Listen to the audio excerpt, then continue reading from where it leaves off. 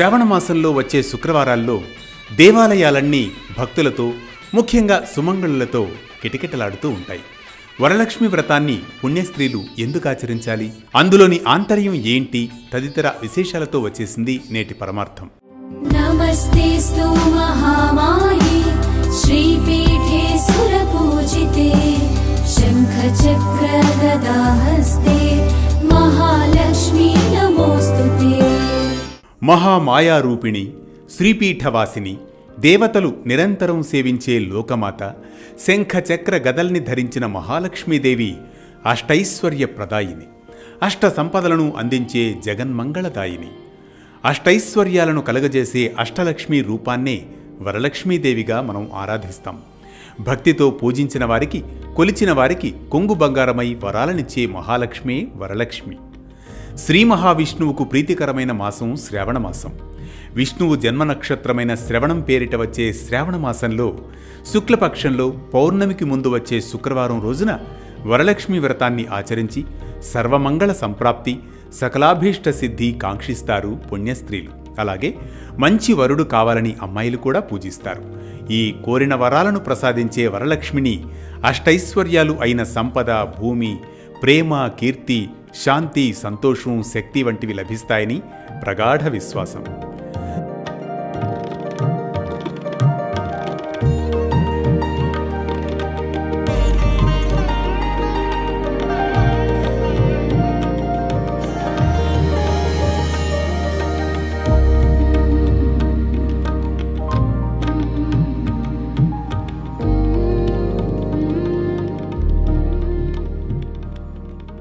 స్కాంద పురాణం ప్రకారం పరమేశ్వరుడు వరలక్ష్మి వ్రతం గురించి పార్వతీదేవికి వివరించారట. స్త్రీలు సకల ఐశ్వర్యాలను, పుత్ర పౌత్రాదులను పొందేందుకు వీలుగా ఏదైనా ఒక వ్రతాన్ని సూచించమని పార్వతీదేవి ఆ ఆదిదేవుణ్ణి కోరగా, అప్పుడు శంకరుడు గిరిజకు వరలక్ష్మీ వ్రత మాహాత్మ్యాన్ని వివరించినట్లు చెబుతారు. అదే సందర్భంలో శివుడు ఆమెకు చారుమతీదేవి వృత్తాంతాన్ని తెలియజేశారట. చారుమతీదేవి ఒక సుగుణవతి, వినయ విధేయతలు, భక్తి, గౌరవాలు గల యోగ్యురాలు. ప్రతిరోజు ప్రాతకాలమే నిద్రలేచి భర్త పాదపద్మాలకు నమస్కరించి ప్రాతకాల గృహ కృత్యాలను పూర్తి చేసుకున్న తదుపరి అత్తమామల సేవలో ధరించేదట. భర్త పట్ల ఆదరాన్ని, అత్తమామల సేవలు చేస్తూ చారుమతి ఉత్తమ ఇల్లాలుగా తన బాధ్యతలను నిర్వహిస్తూ ఉండేదట.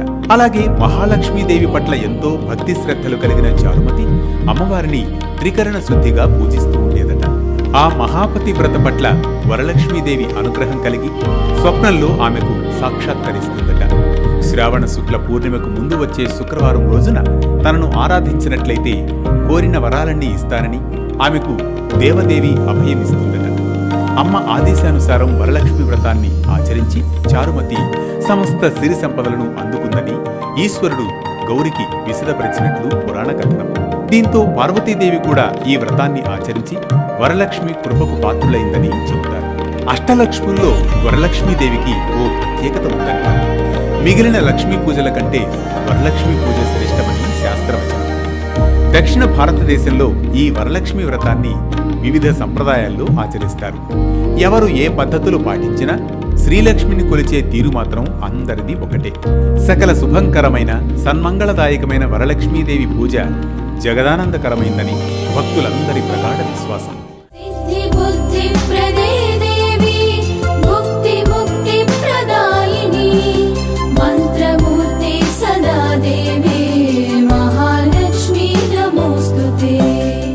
అమ్మవారిని షోడశోపచారాలతో పూజించి భక్ష్య భోజ్యాలను నివేదిస్తారు.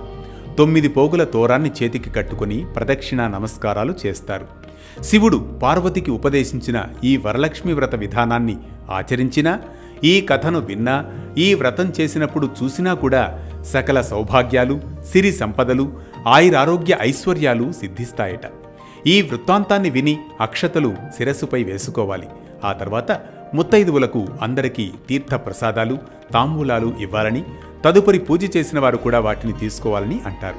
ఈ వ్రతాన్ని ఆచరించడానికి ఏ నిష్టలు, నియమాలు, మడులు అవసరం లేదని, నిశ్చలమైన భక్తి, ఏకాగ్ర చిత్తం ఉంటే వరలక్ష్మి వ్రతం ఎంతో మంగళకరమైందని, ఈ వ్రతాన్ని చేయడం వల్ల లక్ష్మీదేవి కృప కలిగి ఐశ్వర్యం లభిస్తుందని, స్త్రీలు దీర్ఘకాలం సుమంగళిగా వర్ధిల్లుతారని మన పురాణాలు చెబుతున్నాయి. విన్నారుగా, ఇది వరలక్ష్మి వ్రతం ఆచరించడంలోని ఆంతర్యం. ధర్మాన్ని స్పృశించే దారిలో, భక్తిని పలికించే పదాల్లో, మనసుకు శాంతి చేకూర్చే శైలిలో మరో ఘట్టంతో వేటు న్యూస్ రేపటి పరమార్థంలో మళ్ళీ కలుద్దాం.